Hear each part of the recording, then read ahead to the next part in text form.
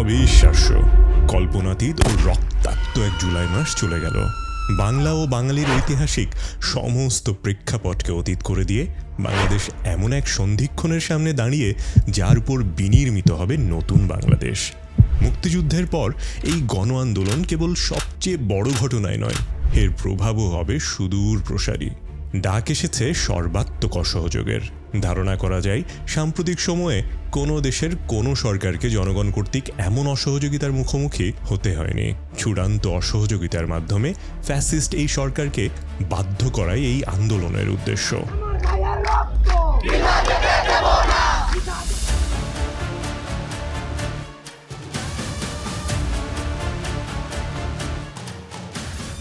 যেই তরুণদের রাজনীতি বিমুখ, ভীতু, আড্ডাবাজ, অবজ্ঞা অর্থে ফার্মের মুরগি বলে ডাকা হতো, সেই নতুন প্রজন্মই যে এমন বিষয়ে জেগে উঠবে তা কেউ ভাবেনি।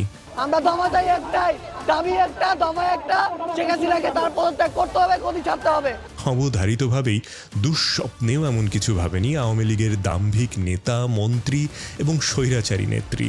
সার্চ অফ মিস্ট্রির আজকের পর্বে থাকবে তরুণ প্রজন্মের এই আন্দোলনের পরিণতি ও করণীয় নিয়ে।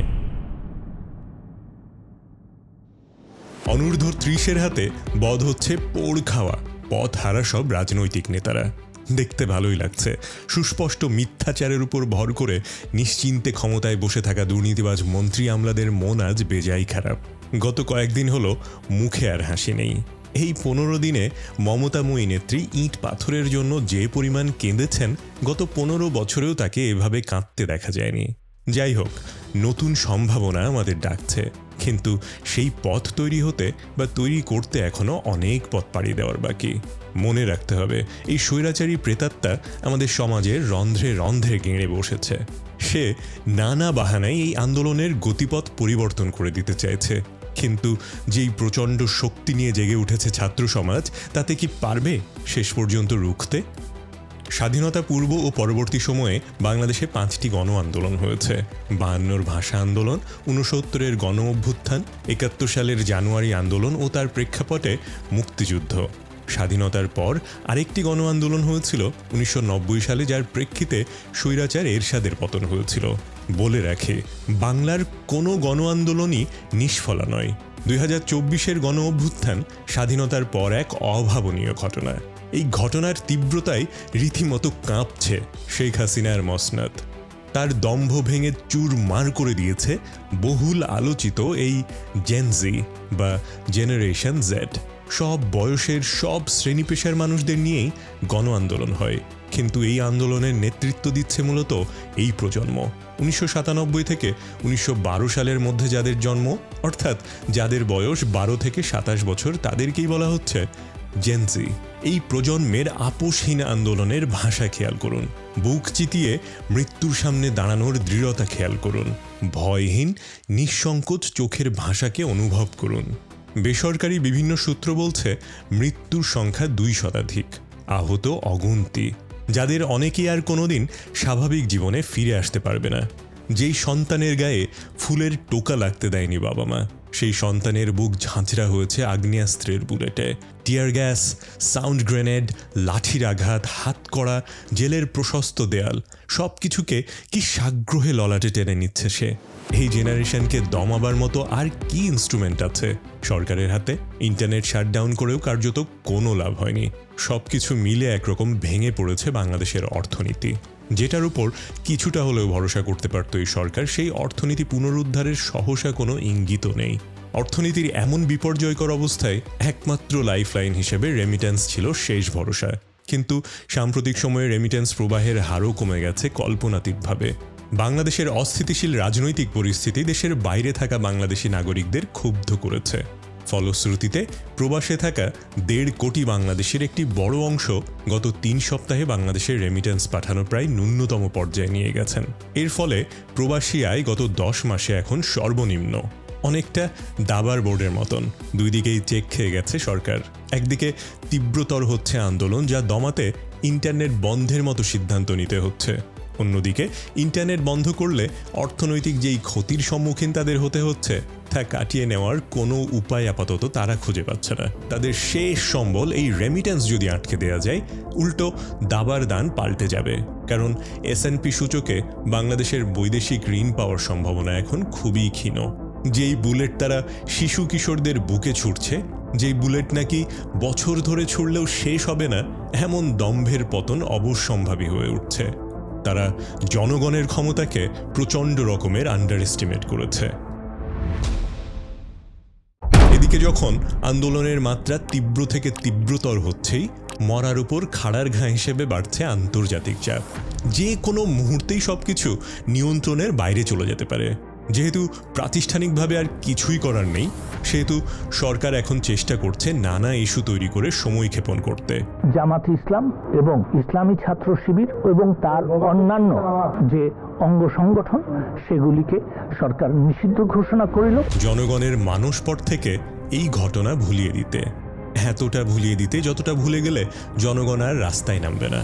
সরকারের ধারণা আত্মভোলা বাঙালি এই ক্ষতও ভুলে যাবে। ছাত্র হত্যার দায় এড়ানো এবং জবাবদিহির দাবি থেকে মানুষের নজর সরানোর জন্যই মূলত তারা নাটকীয়ভাবে জামায়াত ইসলামীকে নিষিদ্ধ করেছে। এই সময়ে এমন সূক্ষ্মাতিসূক্ষ্ম ইভেন্টগুলো বিবেচনায় রাখতে হবে। আন্দোলন ক্ষতিগ্রস্ত হয় এমন কোনো ইস্যু নিয়ে আলোচনা বা তর্কে জড়ানো যাবে না। তদন্তে বিদেশিদের আহ্বান, জাতিসংঘকে তলব, প্রশাসন কিংবা মন্ত্রিসভায় রদবদল যাই হোক না কেন, সরকারের সামনে আন্দোলনের গতিরোধ করা বা ভিন্ন খাতে প্রবাহিত করা ছাড়া দ্বিতীয় আর কোনো এজেন্ডা নাই এই মুহূর্তে। গণ আন্দোলনের সব লক্ষণ এখন চূড়ান্ত। সব শ্রেণী পেশার মানুষ ব্যাপকভাবে এই আন্দোলনে যুক্ত হচ্ছে একটি বৃহৎ গণ অভ্যুত্থানের জন্য, যা সবার আগে জরুরি। এই অভ্যুত্থানকে সামনের দিকে এগিয়ে নিয়ে যাবে দাবি, তাতে প্রাণ সঞ্চার করবে স্লোগান। সেই স্লোগান নির্বাচনে সতর্ক হতে হবে আমাদের। ভুলে গেলে চলবে না, এই আন্দোলনের উদ্দেশ্য কেবল এই রেজিমকে সরিয়ে দেয়া নয়। গত 53 বছরে রাজনৈতিক মেরুকরণের সুযোগে দুর্বৃত্তায়নের যেই সিস্টেম তৈরি হয়েছে, সেই সিস্টেমকে না ভাঙা পর্যন্ত এই অভ্যুত্থানের চূড়ান্ত বিজয় অর্জিত হয়েছে বলা যাবে না। 90-এর গণ অভ্যুত্থানে এরশাদের পতন হয়েছিল সত্যি, কিন্তু পরবর্তী সময়ে এরশাদ পুনর্বাসিতও হয়েছেন। স্বৈরাচার বিরোধী সেই আন্দোলনের সামনের সারিতে থাকা আওয়ামী লীগই পরবর্তীতে এরশাদকে রাজনৈতিক বন্ধু হিসেবে বুকে টেনে নিয়েছিল। শুধু তাই নয়, আওয়ামী লীগের নতুন করে স্বৈরাচার হয়ে ওঠার পেছনে এরশাদ ও তার দলের ভূমিকাও বেশ গুরুত্বপূর্ণ। 24-এর গণ অভ্যুত্থান যেন বেহাত না হয়ে যায়, সেই সাবধানতা তাই রাখতেই হবে। এই অভ্যুত্থানের মধ্য দিয়ে ফ্যাসিস্ট শক্তি ও এই সিস্টেমের পতন অনিবার্য করে তুলতে হবে। পতন ভিন্ন অন্য কোনো পথ এই আন্দোলনের দাবি হতে পারে না। এত বিশাল এই আন্দোলনের প্রেক্ষাপটে শেখ হাসিনার পদত্যাগও হবে সামান্য অর্জন। মনে রাখতে হবে, পতন আর পদত্যাগ এক বিষয় নয়।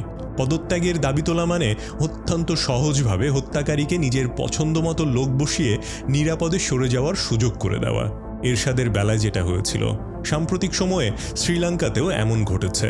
এই ধরনের গণ আন্দোলনের মুখে স্বৈরশাসকের জন্য পদত্যাগই সবচেয়ে সুবিধাজনক পথ।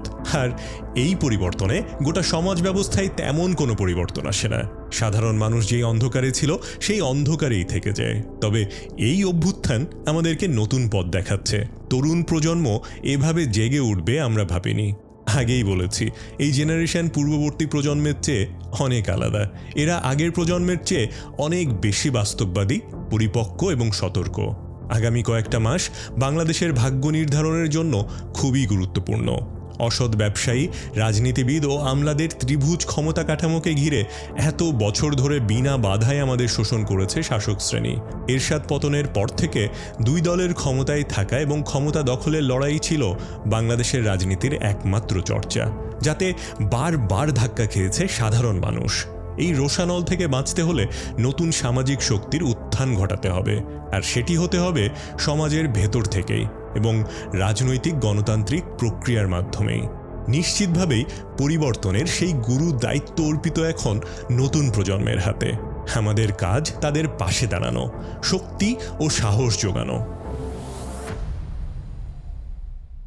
জনগণ যাদের হাতে দেশ চালানোর অতি গুরুত্বপূর্ণ দায়িত্ব অর্পণ করে আমরা কখনোই চাই না তারা সেই নিরস্ত্র জনগণকেই নির্বিচারে এভাবে হত্যা করবে। আমরা চাই না কোনো ফ্যাসিস্ট রেজিমের ক্ষমতার বলি হয়ে আর একটিও নিরাপরাধ প্রাণ ছড়ুক। ঠিক এমনই এক পরিস্থিতিতে শেখ মুজিব বলেছিলেন, মনে রাখবা, রক্ত যখন দিয়েছি রক্ত আরো দেবো, এদেশের মানুষকে মুক্ত করে ছাড়বো ইনশাআল্লাহ। কে জানতো একদিন তারই কন্যার খনি গ্রাস থেকে রক্ষা পেতে এই দেশের মানুষকে রক্তের বন্যায় ভাসতে হবে। এত তাজা প্রাণের এই বিসর্জন আমরা কখনোই বৃথা যেতে দিব না।